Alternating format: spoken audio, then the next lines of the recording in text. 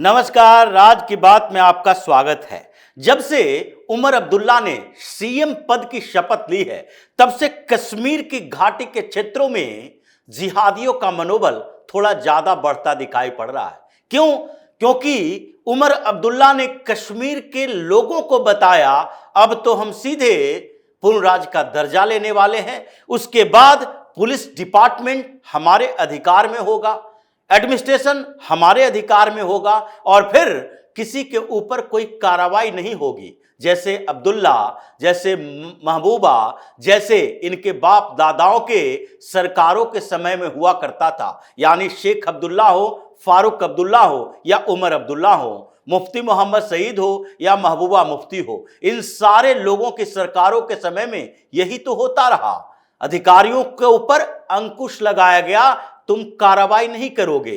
जिधर से गोली चल रही है उधर भी जाने की जहमत नहीं उठाओगे। जिन गांव वालों ने संरक्षण दिया है उसे पुलिस स्टेशन उठाकर नहीं लाओगे। बस चुपचाप मूक दर्शक बनकर देखते रहो। और यही देखते रहने की प्रवृत्ति जो थी, जिसके कारण हुआ क्या, 89 से 91 तक हिंदुओं का पलायन करवाया गया, वहां से भगाया गया, मारा गया, पीटा गया और फिर अब वही स्थिति दिखाई पड़ रही है। उमर अब्दुल्ला ने सीएम पद की शपथ ली और उसके अगले दिन क्या हुआ, 2 लोगों को अगवा कर लिया गया। वो सिविल वॉलेंटियर का काम करते थे। कश्मीर में सिविल वॉलेंटियर की बड़ी भूमिका है और आजकल डीजीपी ने भी बार बार ये बात कही है। डीजीपी नवीन प्रभात ने भी ये कहा है कि पुलिस के साथ कोऑर्डिनेशन के बाद ही कई क्षेत्रों में आतंकियों की रीढ़ तोड़ दी गई है। अब उसके सिंपैथाइजर भी नहीं बचे हैं जो सिंपैथी दिखाते थे, जो इंफॉर्मेशन देता था। यह कैसे हुआ? पुलिस के साथ कोऑर्डिनेशन। सिविल वॉलेंटियर काम करते हैं इंफॉर्मेशन देने का और यही इनकी चिढ़ है। और इसलिए सीएम पद का शपथ जब उमर अब्दुल्ला लिया, इनके जिहादियों का दिमाग इतना खराब हो गया, दूसरे दिन ही इन लोगों ने सीधे तौर पर 2 सिविल वॉलेंटियर को अगवा किया और उसकी लाश बाहर में मिली नदी के किनारे और उसको कहा गया आतंकी हमला है, आतंकी हमला है। उसके बाद 2 दिन के बाद ही एक और बड़ा कांड हुआ और वो कांड था एक बिहारी मजदूर जो वहां पर सड़कों पर मक्का बेचता था। शोपियां में अशोक चौहान जो बिहार के बांका से चलकर कश्मीर में गया था, उसके अंदर विश्वास पैदा हुआ था कि 2019 के बाद कश्मीर बदल रहा है और इस बदलते कश्मीर में जैसे हिंदुस्तान के दूसरे इलाकों में जाकर हम काम करते हैं, वैसे ही काम हम कर सकते हैं कश्मीर में। लेकिन दुर्भाग्य उस समय सत्ता बदल गई। थोड़ा सा मनोबल इन लोगों का बढ़ गया क्योंकि उमर अब्दुल्ला सीएम पद की शपथ ले चुका था और उस अशोक चौहान को अगवा किया गया और उसके बाद उसे गोली मार दी गई। उसकी लाश भी जंगल में मिली। शोपियां में ऐसा हुआ था। और उसकी गलती क्या थी? क्या अशोक चौहान कोई बहुत बड़ा व्यक्ति था, कोई इन्फ्लुएंसर था, कोई वहां पर स्पाई का काम कर रहा था? मक्का बेचने वाला एक व्यक्ति जिसका सरकारी नौकरी भी नहीं थी, जो सरकार से बदला ले रहे हो। उसकी गलती यही थी कि वो कश्मीर का नहीं था, कश्मीर से बाहर का था। और 2019 के बाद जब से विशेष राज्य का दर्जा खत्म हुआ है, बाहर के लोग वहां आ रहे हैं और इससे वहां समस्या इन कश्मीरी आतंकियों को हो रही है कि ये लोग हमारे साथ कोऑपरेट नहीं करेगा। यहां तो हमारा वर्चस्व होना चाहिए, गांव के, शहर के इर्द गिर्द भी बाहर के लोग न दिखाई पड़े। इसी के लिए ये मर्डर कर रहा है, टारगेट किलिंग हो रही है। और उसी तरह से फिर से गंदरबल में, गीगरा में टनल खोद रहे। ये टनल बनाने वाले लोग ये इंफ्रास्ट्रक्चर का काम कर रहे हैं जो कि उन्हीं लोगों के लिए है। वहां पर सुरक्षा व्यवस्था तो है ही, सरकार अलग अलग जगहों पे टनल बना रही है ताकि लद्दाख तक जाया जा सके।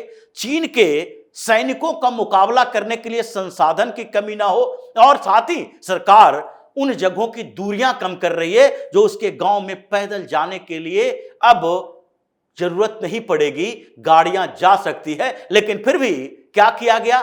टनल बनाने वाले लोग रात के समय जब खाना खा रहे थे, हमला किया गया। और हमला कोई ऐसे बड़े आतंकी हमला नहीं कह सकते कि 150, 200 ये इतने आतंकी आ गया। 2 गनमैन आया, ये टारगेट किलिंग यही है। 2 गनमैन आया और 7 लोगों को भून दिया, लाइट ऑफ की और धनाधन गोलियां चलाने लगा। उसमें 6 लोग जो मारे गए हैं वो बाहर के ही हैं, एक बिहार का भी है, मध्य प्रदेश का, पंजाब का भी है। ये सब काम करने वाले लोग थे। एक कश्मीर का है, लेकिन और सब बाहरी लोग हैं जिसको टारगेट किया गया है कि तुम लोग कश्मीर में नहीं रहोगे। दूसरी तरफ ये देखिए उमर अब्दुल्ला को, ये जो टारगेट किलिंग चल रही है, अचानक से बढ़ गई टारगेट किलिंग। ये कैसे हो गया, कैसे इसका मनोबल बढ़ गया? क्योंकि उमर अब्दुल्ला ने जब शपथ लिया तो उसके बाद सिर्फ 5 मंत्रियों को मंत्री पद की शपथ दिलवाई गई, 5 विधायक को मंत्री बनाया गया। और अगले दिन, जबकि अभी तक सारे विधायकों की शपथ नहीं हुई है, एलजी ने प्रोटेम स्पीकर नियुक्त नहीं किया था, उससे पहले ही रात में ये मीटिंग बुलाता है कैबिनेट की। और अभी कैबिनेट पूरा नहीं है, अभी 3 और मंत्री बनाए जाने बाकी हैं, लेकिन ये 6 मंत्री मिलकर एक रेजोल्यूशन पास करता है। और वो रेजोल्यूशन क्या है? रेजोल्यूशन है कि जल्द से जल्द हमें पूर्ण राज्य का दर्जा कश्मीर को दिलाना है। कश्मीर को पूर्ण राज्य का दर्जा क्यों? अभी सीएम के पास कौन सी ऐसी सुविधाएं नहीं है, कौन से ऐसे विकास के काम करने में बाधा हो रही है जो पूर्ण राज्य का दर्जा देने से पूरा हो जाएगा?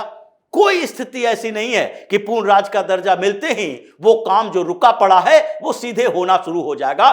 बस एक ही काम है और एक ही अधिकार है कि उमर अब्दुल्ला को चाहिए फुल कंट्रोल। उमर अब्दुल्ला को चाहिए कि डीजीपी को जैसे फोन करें वो दौड़ता हुआ मेरे पास आए। उमर अब्दुल्ला को चाहिए कि मेरा मंत्री कोई भी थाना प्रभारी को फोन करे, वहां थाना इंचार्ज को फोन करे और उसे कहे कि देखो ये फलाना व्यक्ति है, उस व्यक्ति को तुमने अरेस्ट करके लाया है, उसको छोड़ दो, चाहे वो कितना ही बड़ा क्रिमिनल क्यों ना हो, चाहे आतंकियों का इन्फॉर्मर क्यों ना हो, चाहे आतंकियों का सिंपैथाइजर क्यों ना हो, या खुद ही आतंकवादी गतिविधियों में शामिल क्यों ना हो, उसे छोड़ दो तो छोड़ दो।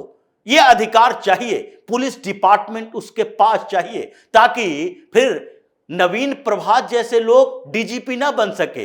कोई शेख बने, कोई अब्दुल्ला बने, कोई मिर्जा बने, वहां का डीजीपी कोई कश्मीर का आईपीएस ऑफिसर, कश्मीर कैडर का मुस्लिम हो। उसी तरीके से अटल डुल्लू जैसे सेक्रेटरी, चीफ सेक्रेटरी ना बन सके। इन लोगों से तो नफरत है, वो पूरी व्यवस्था को बदलना चाहता है। पूर्ण राज्य का दर्जा मिला नहीं कि सारे ट्रांसफर पोस्टिंग होना शुरू हो जाएगा, डीजीपी से लेके आईजी, डीआईजी सब लोकल ऐसे भर दिए जाएंगे जो उमर अब्दुल्ला के इशारों पर काम करता हो, और उमर अब्दुल्ला के इशारों पर काम करेगा। ऐसे ही घटनाएं होगी, ऐसे ही कश्मीर से लोगों को मारा जाएगा, बिहार से, पंजाब से, मध्य प्रदेश से, राजस्थान से जाने वाले लोगों को वहां भगाया जाएगा।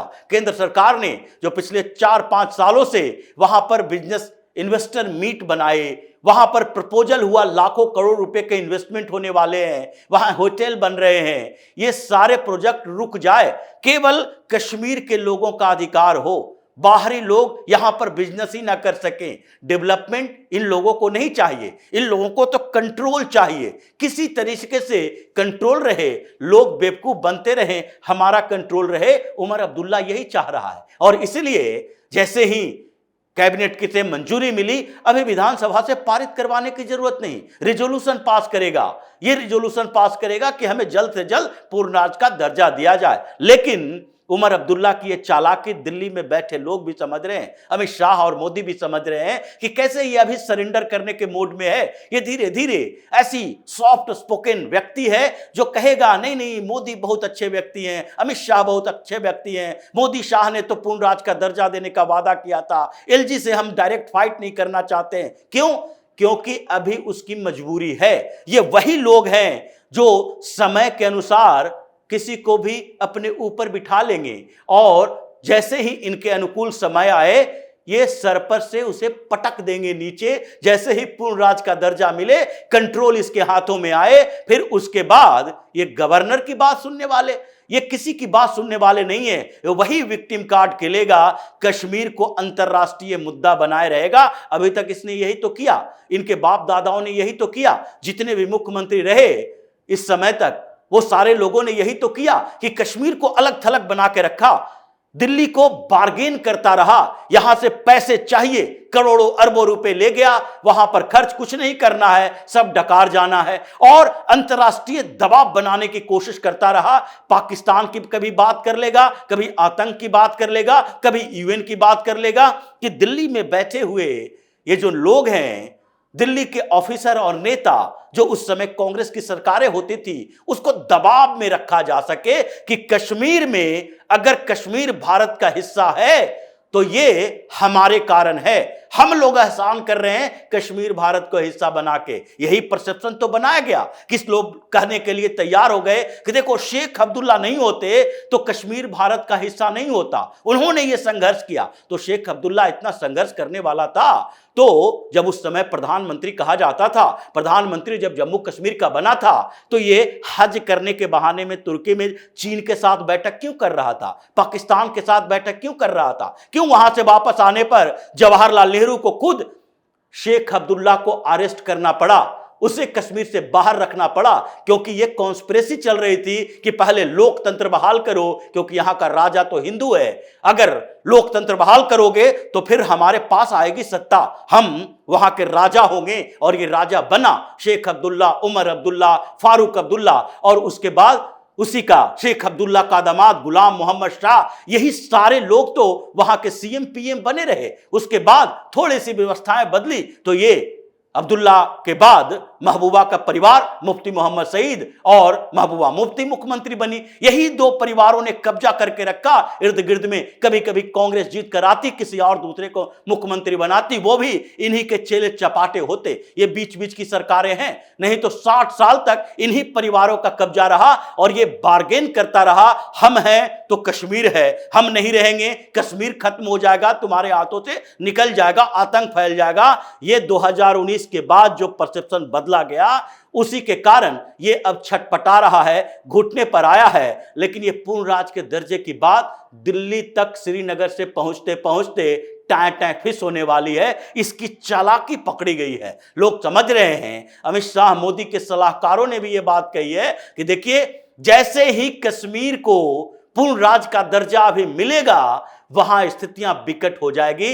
इसलिए अभी एडमिनिस्ट्रेशन पर, पुलिस पर कंट्रोल हमारा होना चाहिए, आर्मी को पूरी छूट होनी चाहिए, पारामिलिट्री को पूरी तरीके से वहां पर सर्च ऑपरेशन का अधिकार मिलना चाहिए। नहीं तो ये अब्दुल्ला परिवार वही है जिसने वहां से हिंदुओं को भगाया। आज ये बार बार कह रहा है, नहीं हमारी पार्टी मुस्लिम की पार्टी नहीं है, हिंदू डिप्टी सीएम बना लिए हैं, हम तो सेकुलरिज्म पर भरोसा करते हैं। इसके ऊपर भरोसा नहीं किया जा सकता।